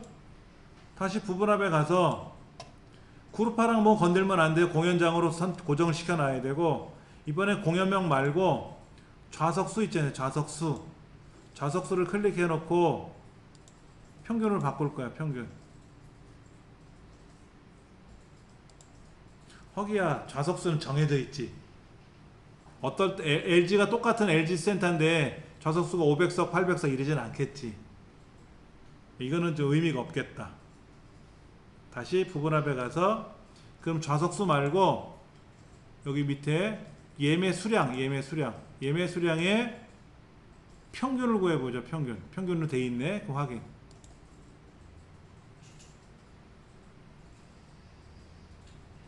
세종문화회관이 예매 수량의 평균이 어때요? 적지. 당연히 좌석수가 적으니까 예매 수량도. 이번에 부분합에 가서 자녀 수량, 예매 수량 말고 자녀 좌석으로 갈게요. 자녀 좌석. 어차피 좌석수에 비해서 예매 수량을 빼면 남는 좌석이니까 얘의 평균을 구해보면 112건, 122좌석, 이렇게 127좌석 이렇게 나오네. 평균 121좌석, 122좌석 이렇게 나오죠. 그렇죠. 다시 부분합에 가서 이번에는 이 세 가지를 다 선택하고 합계를 계산하면 각각의 요소별로 다 합계를 구해버릴 수도 있고, 다시 좌석수는 빼고 예매 수량과 자녀 좌석의 최대값, 그럼 최대값만 나오고, 그랬더니 어떤 문제가 생겼냐면 아까 공연장 개수 구한 건 사라졌죠? 아까 사라졌잖아. 여기 있는 공연장을 클릭해 놓고 공연명을 클릭해 놓고 개수를 선택하고 확인 눌렀잖아요. 그거는 LG아트센터에는 2건의 공연을 하고 세종문 3건의 공연을 하는 거지 않습니까? 조금 전에 좌석수 계산했던 건 또 사라졌잖아요. 이게 불편한 거죠, 솔직히. 그래서 부분합에 가서 이번에 공연명 빼고요. 예매 수량에 대한 합계를 구할 건데 마찬가지로 이대로 확인 누르면 공연명 개수도 사라질 거 아닙니까? 그때 요거 이게 중요한 거지. 새로운 값으로 대치라는 거를 빼줘야 돼. 그리고 확인을 누르면 어떻게 된다? 추가가 돼. 아까 건수에 합계가 추가돼. 근데 합계가 요약이라고 나오죠? 썸머리가 합계인데 다른 말로는 요약 정리한다 그러잖아. 썸머리. 그래서 요약이라고 나온 것 같아요. 옛날 버전은 합계라고 나왔었는데 새로운 버전 바뀌면서 요약이라고 나오니까 좀 불편한 거 있더라고요. 그럼 여기다가 예를 들어서 자녀 좌석에 평균을 더 추가하면 어떻게 돼요? 그럼 또 평균이 하나 올라오죠. 그렇죠?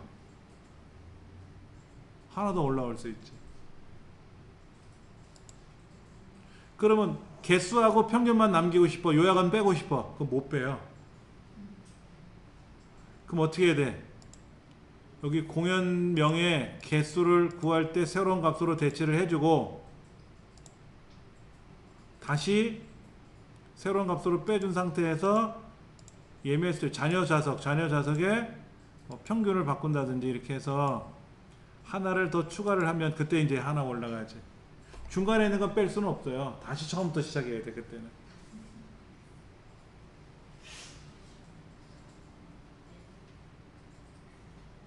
근데 이제 부분합이 망친 것 같아. 안 할 거야 나 부분합. 에이 재미없어. 왜냐면 부분합은요 원 데이터를 흐트러 놨는 단점이 있어요. 원 데이터가 흐트러졌잖아 다. 그러니까 부분합에 가서 A 부분합 제거할래. 모두 제거. 그럼 부분합 사라지고 데이터로만 남아요. 요렇게 105페이지 하단에 보시면 정렬이라고 하는 것이 나왔어요. 정렬. 이 정렬을 하는데 정렬이라는 건 영어로 sort라 그래요. sort. S-O-R-T, sort. 이거는 순서대로 나열하는, 그러니까 순서대로 재배열하는 거죠. 순서대로 재배열하는 거. 원래는 막 섞여 있는데 얘를 순서대로 다시, 이때 오름차순, 내림차순, 책에는 어떻게 되어 있어요? 기역에서 히읗, 얘는 히읗에서 기역, 이렇게 되어 있죠? 그러니까 강감찬이 앞에 나오고 홍길동이 뒤에 나온다? 그럼 오름차순이야. 홍길동이 먼저 나오고 강감찬이 나중에 나온다? 그럼 내림차순이지. 작은 값이 위로 올라가고 큰 값이 내려가는 게 오름차순이지. 그건 알겠는데 영어도 A, B, C, D는 알게 쓰고, 그럼 대문자, 소문자는 어떻게 할 거냐? 대문자, 소문자는. 대문자가 크고 소문자가 작으니까 소문자가 먼저 나오고 대문자가 나중에 나오면 오름차순. 대문자가 먼저 나오고 소문자가 나중에 나오면 내림차순. 영어는 그렇게 해. 대문자, 소문자. A가 앞에, Z가 뒤에. 그러면 영어랑 우리말이 나오면 어떻게 돼요? 영어가 무조건 작아요. 오름차순하면 영어가 나오고 우리말이 나중에 나와. 일본말하고 우리말, 그건 몰라요, 저도. 그건 해봐야 아는 거고. 영어권하고 영어하고 다른 나라 언어하고 비교했을 때 무조건 영어를 많이 쓰잖아요. 그러니까 영어가 앞에 오게끔 해놨어요, 코드를. 그래서 영어가 값이 작아. 그러니까 일본 사람들은 영어하고 일본어를 비교할 거 아닙니까? 그럼 일본어가 뒤에 나오고 영어가 앞에 나오겠지. 근데 책에 뭐라고 돼 있어요? 숫자가 먼저 작고 글자보단 숫자가 작아요. 그래서 모든 문자는 어떤 숫자보다 크다라고 돼 있죠. 모든 문자는 어떤 숫자보다 크다. 그러니까 홍길동이라는 글자는 100억보다 커. 그러니까 숫자가 먼저 앞에 나오고 문자가 뒤로 나와. 근데 문자 중에서는 영문자가 나오고 우리말이 나오고, 영문자 중에서는 소문자가 앞에 나오고 대문자가 뒤로 나오고. 그 다음에 이제 뒤에 뭐가 나왔어요? 논리값. 참이냐 거짓이냐. 근데 거짓이 false야, false. false가 0이고 참이 true로 1이거든요. 0이 작잖아, 1보다. 0이 거짓이 앞에 나오고 참이 뒤에 나온 거죠. 그리고 이제 오류가 발생해, 오류. 에러가 나면 에러 순서대로 나와. 에러 종류가 되게 많은데 오류가 뭐 어느 게 오류 값이 크고 작은 건 아니고. 그리고 내림차순은 그 역으로 하면 돼요. 근데 중요한 건 뭐냐면 빈칸은 어떻게 할까? 빈칸은 정렬해서 제외시킨다. 그러니까 정렬 명령을 걸었는데 이 안에 뭐가 비어있어. 이렇게 비어있어. 그럼 얘는 오름차순을 하던 내림차순을 하던 꼴찌야. 빼버린다고. 얘는 안 해. 비어있는 거는 엑셀에서는 원래 빈값은요 숫자보다도 작아요. 원래는. 그러니까 오름차순은 빈칸이 올라가야 되고 내림차순이 하면 밑으로 내려가는 게 맞는데, 엑셀은 특성상 데이터가 비어있으면, 이렇게 비어있으면 위험하거든. 그래서 정렬 작업할 때 빈 게 들어가면 걔는 무조건 꼴찌야. 무조건 제외. 책에 뭐라고 써있어요? 데이터가 없는 셀, 빈 셀, 얘는 오름차순을 하든 내림차순을 하든 꼴찌라고. 빈칸은 정렬을 제외시켜요. 그러니까는 무조건 저 꼴의 비로 붙이는 거예요. 그래서 엑셀에서 데이터를 입력할 때 비워두면 위험해요. 정렬 작업 들어가기 전까지는 비어있는 걸 마무리 져야 돼. 다시 한번 이제 106쪽으로 가서요. 이런 거죠. 이 동네다 아무데나 클릭해 놓고 여기다 클릭해 놓고 정렬 대화 상자를 가볼 겁니다. 정렬 대화 상자. 그럼 공연장을 기준으로 정렬할 거냐, 관리 번호를 기준으로 정렬할 거냐. 그런데 그냥 이 앞에다 클릭하고 글자를 클릭했잖아요. 글자를 클릭하고 오름차순하면 그렇게 됐잖아. 꼭 정렬 대화 상자에 가서 관리 번호를 선택하고 오름차순 내림차순을 확인 누르지 않고 그냥 관리 번호 이 동네에다 클릭해 놓고 오름차순 내림차순 하면 알아서 되잖아요. 그렇죠?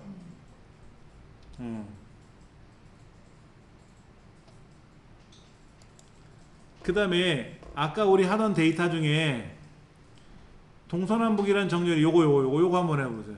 아까 시트 1번에 보니까 강동, 강서, 강남, 강북이라고 있거든요. 이 지점에다 클릭하고 정렬해 보실래요? 동서남북 나오나? 동서남북은 우리 입맛이지. 엑셀은 어떻게 알아들어?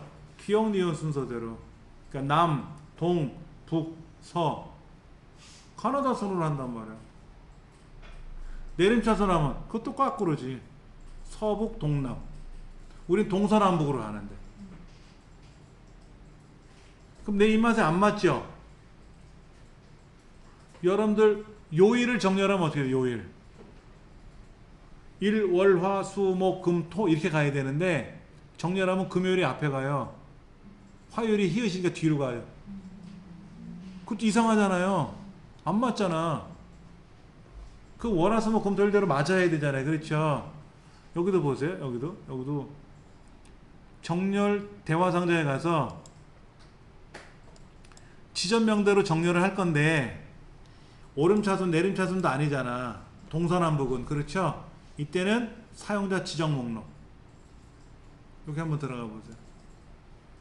이렇게 창이 하나 뜨거든요. 이렇게 여기다가 강동점, 강서점, 강남점,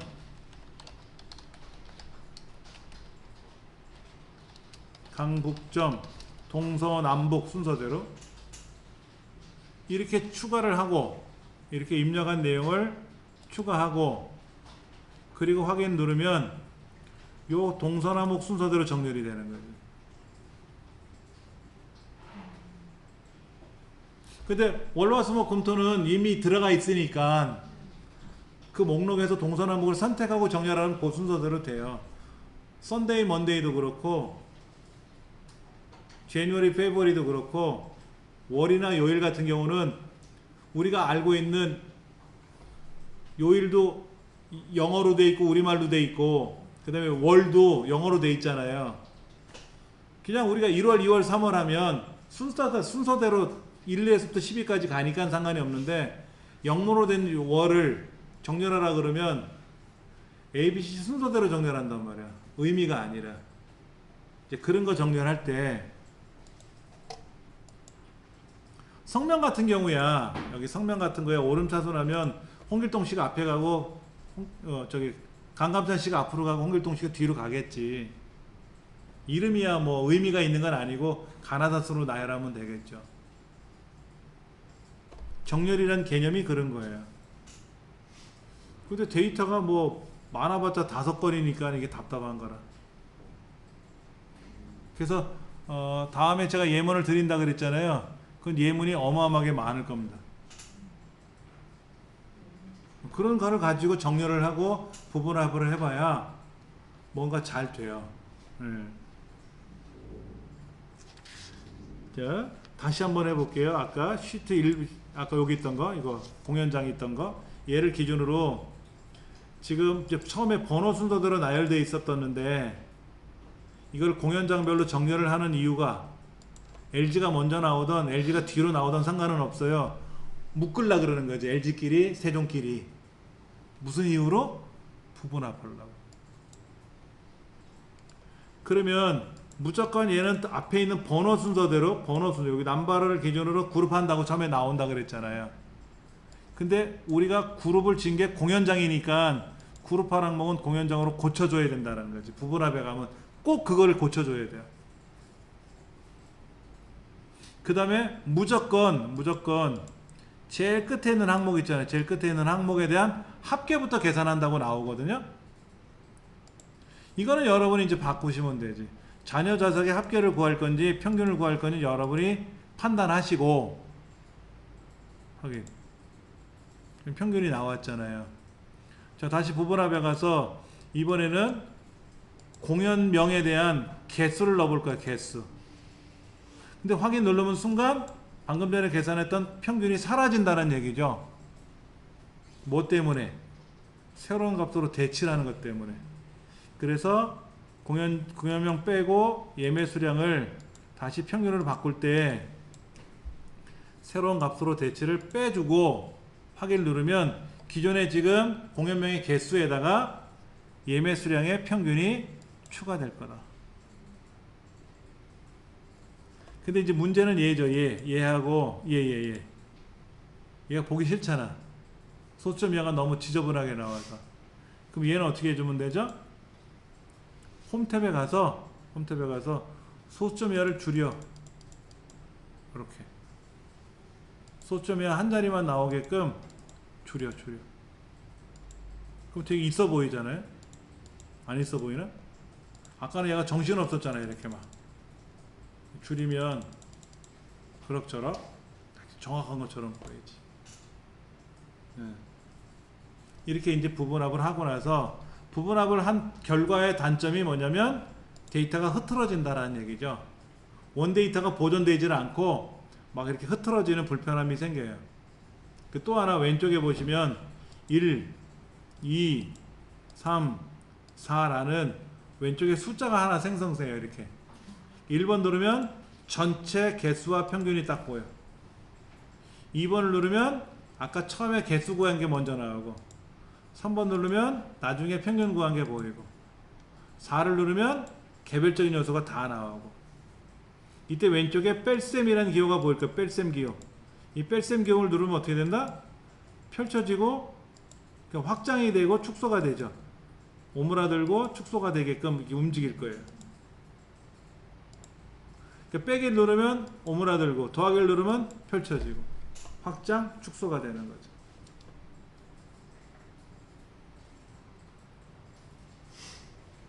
그리고 1번을 눌러보세요. 1번을 누르면 요게 전체에 대한 그룹만 딱 나오는 거잖아요. 그렇죠? 얘를 복사하면 어떻게 될까요? 컨트롤 C. 그리고 여기 밑에 와서 컨트롤 V 그러면 어떻게 될까? 망했어. 그럼 컨트롤 Z 되돌리는 거죠. 제가 원한 거는 요 눈에 보이는 글자만큼만 여기다가 붙여놨으면 좋겠던 거야. 보고서를 출력하려고. 근데 지금 4번, 14, 15, 즉 5번서부터 13번까지 숨어 있잖아요. 숨어 있는데 컨트롤 C 누르면 숨어 있는 거 포함시켜 버린단 말이야. 그러니까 안 돼. 다시 블럭 잡고 저 오른쪽 끝에 가시면 홈 탭에 가면 찾기 및 선택이라고 있어요. 가셔서 이동 옵션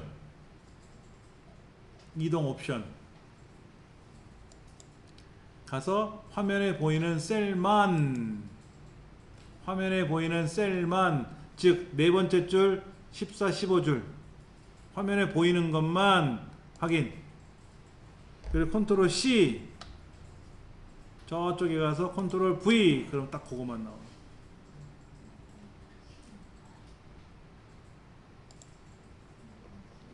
다시 보여드릴게요.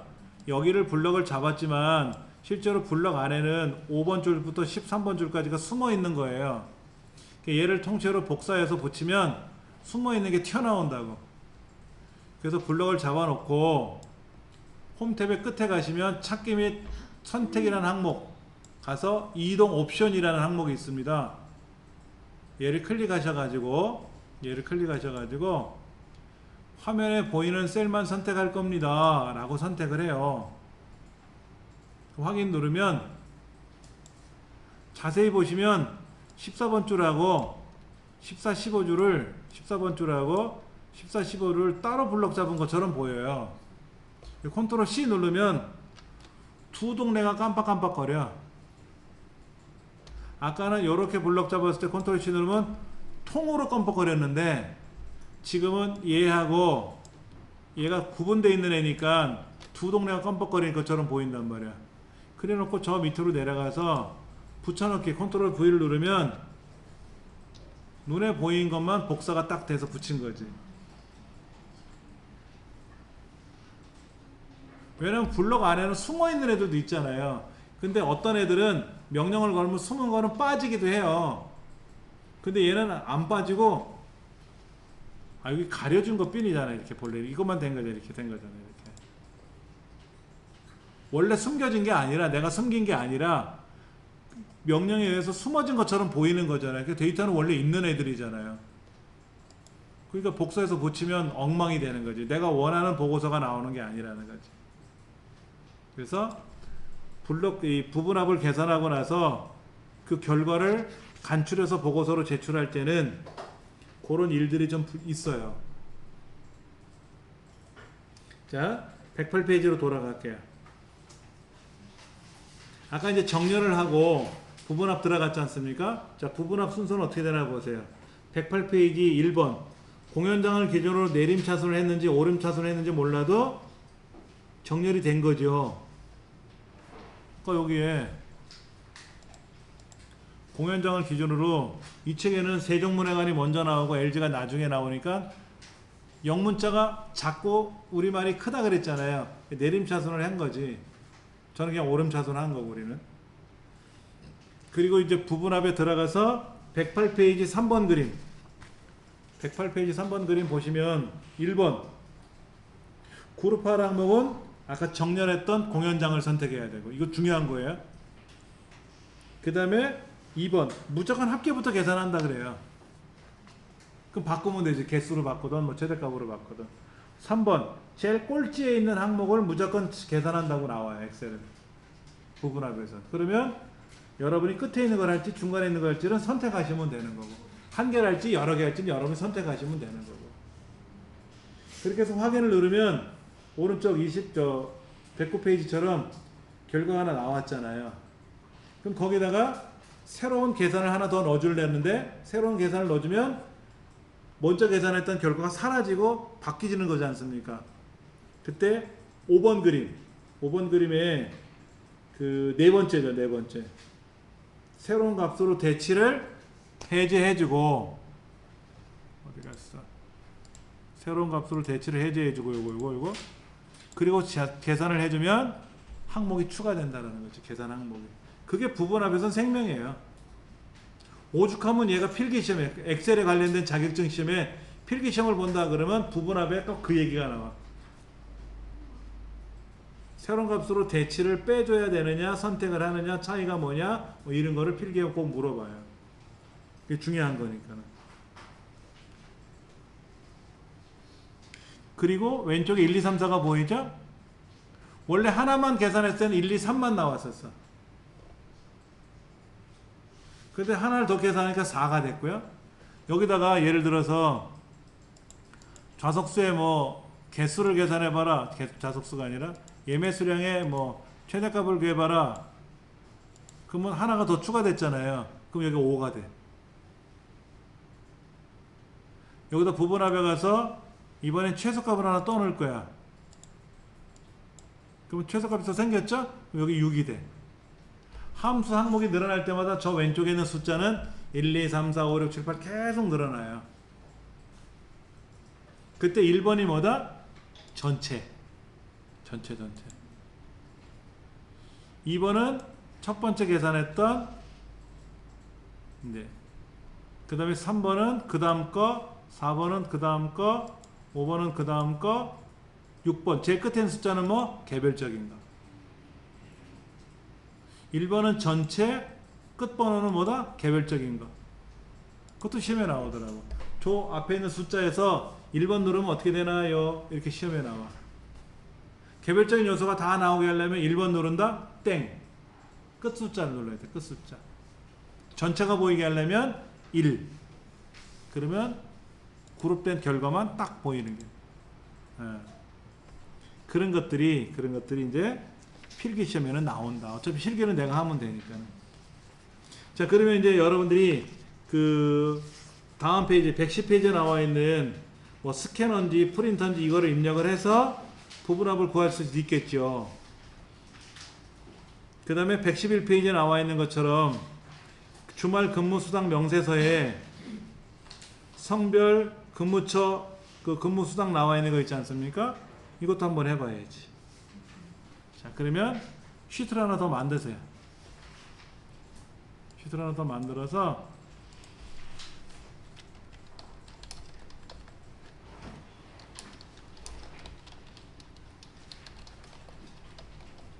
여기 재미났어요. 지금 성별도 그룹이 되죠? 근무지도 그룹이 되죠? 매장별, 주방별 그룹 칠 수 있고 남자별, 여자별 그룹 칠 수 있잖아요. 재미나게 할 수 있겠네.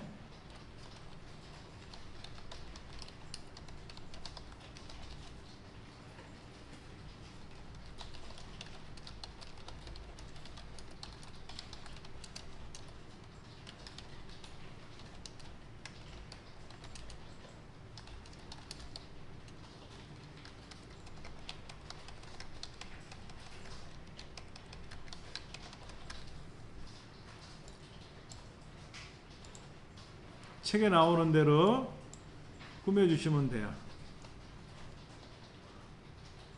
그 문제지에 우리 책에 나와 있는 대로 뭐 병합하는 건 병합을 해주고 뭐 색깔을 넣어주는 건 색깔을 넣어주시고 이렇게 꾸며보시면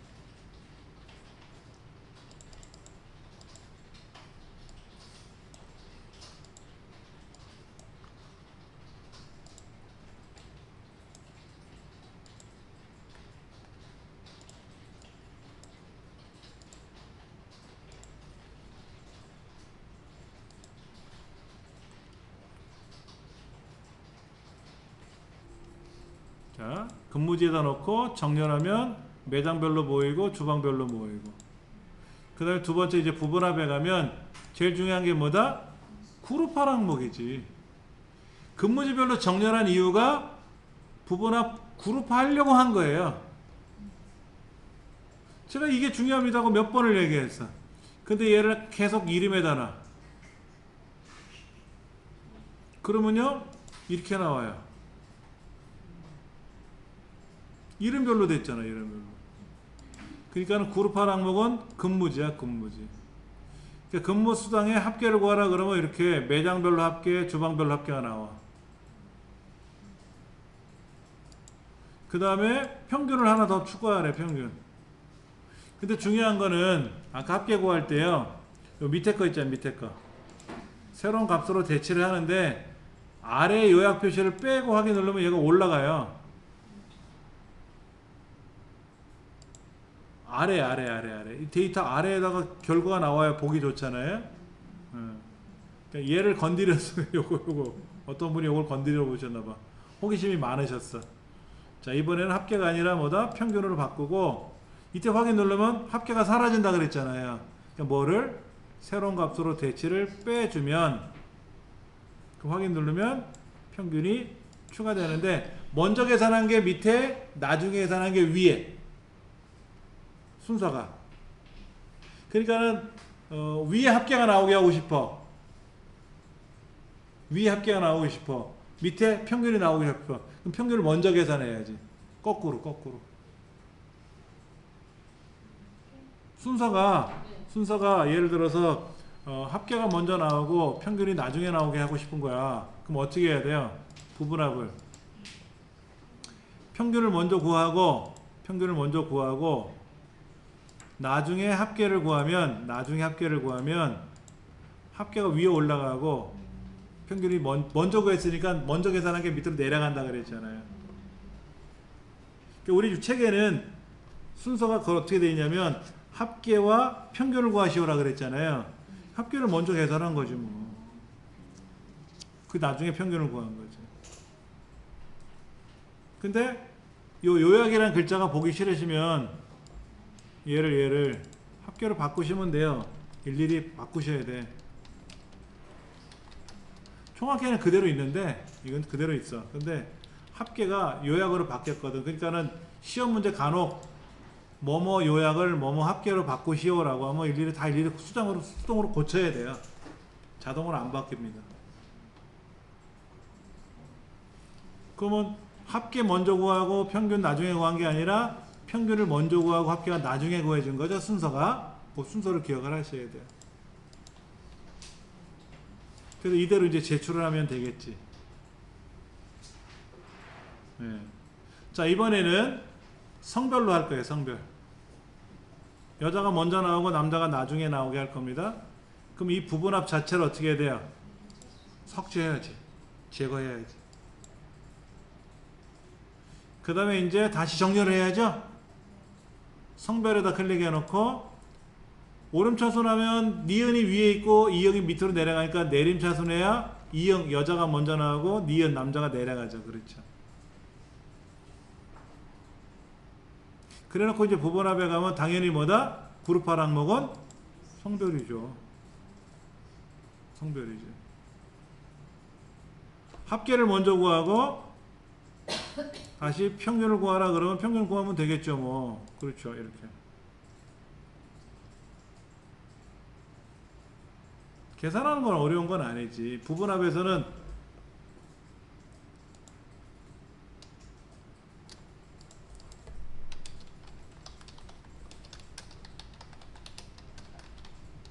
첫 번째 그룹별 계산을 하기 위한 정렬 작업을 먼저 해야죠. 그 다음에 이제 부분합에 들어가서 어떻게 돼요? 그룹화 할 항목이 뭔지를 선택을 해줘야죠. 그렇지 않습니까? 그리고 이제 함수를 추가할 때는 새로운 값으로 대치라는 항목, 이 항목을 해제하고 확인을 누르면 함수가 추가된다 그랬잖아요. 이것만 기억하시면 돼요. 부분합은. 근데 태어나서 부분합을 처음 하셨잖아 오늘. 그러니까 아리송하고 헷갈리는 거죠. 그나마 데이터가 5개니까 망정이지 5,000개 나왔으면 오르락 내리락 하다가 이제 몸살 나는 거죠. 부분합은 얘가 제일 중요한 겁니다. 부분합에서. 자, 이렇게 부분합에 가서 그룹화 항목이 뭔지를 꼭 정렬 성별로 할 건지 근무지로 하려면 근무지별로 정렬이 되어 있어야 되겠지. 그것만 기억하시면 뭐 부분합은 딱 끝난다. 다음 시간 거를 한번 좀 볼게요. 아까 우리가 요거 다시 부분합을 빼버릴까요? 부분합을 제거하면 여자, 남자 보이고 매장, 주방 보이잖아요. 뭐 이름 순서대로 정렬하라 그러면 뭐 이렇게 되는데 난 여자 것만 보고 싶어. 나는 매장 것만 보고 싶어. 정렬하면 그룹이 되죠. 자 보세요. 근무제도 넣고 오름차순 하면 어떻게 돼요? 매장도 보이고 주방도 보이는데 매장만 보고 싶은 거야. 그 주방은 어떻게 해? 가리든 해야 될 거 아닙니까? 힘든 거라. 근무지가 10군데가 있는데 그 중에 한 군데 근무지만 보고 싶은 거야. 그러면 나머지 9군데 근무지는 다 숨겨야 되잖아요. 일이 힘들지. 그래서 다음 시간에 배우는 거는 필터예요. 필터. 걸러내는 거. 원하는 것만 보고 싶다 이거야. 내 눈에 매장 것만 보여줘. 나머지는 다 숨겨줘 이거지. 남자 데이터만 보고 싶어. 여자 데이터는 탁 숨기는 거야. 그게 이제 필터예요. 근데 필터도 복잡한 필터, 어려운 필터, 쉬운 필터가 있어요. 근데 데이터가 5건이라 필터를 하고 자시고 할 것도 없을 것 같아. 항상 다음 시간에 예문을 드려야 되겠네. 제가 파일을 인터넷상에 올라가서 제가 올려놓은 거 있으니까는 그 다음에 웬걸 끝이네? 근데 기대하세요. 다음 시간에 예문이 많아질 겁니다. 데이터가. 그래서 안 배웠던 이 책에 없는 것도 다 배워야 돼요. 할 게 많아요. 다음 시간에는 이 책에 있는 예문을 가지고 학습을 하겠지만은 없는 예문을 가지고 또 없는 기능을 여기 설명에 안 했던 기능들 있잖아요. 그거를 배울 겁니다. 우리 여기 그 계획서 있잖아요. 계획서에 보시면 부분합 오늘 부분합 했죠. 근데 틀 고정 안 했거든. 화면 나누기도 안 했어요. 우리 책에 설명이 없었으니까. 이제 그런 거 피벗 테이블 만드는 것도 우리 책에는 없거든요. 근데 피벗 테이블 만들어 봐야 되거든. 이제 그런 것들을 이제 예문을 가지고 좀 양이 많은 예문을 가지고 분석을 해보면 쉽게 나타나니까 걱정 안 하셔도 됩니다. 오늘 여기까지 하겠습니다. 감사합니다.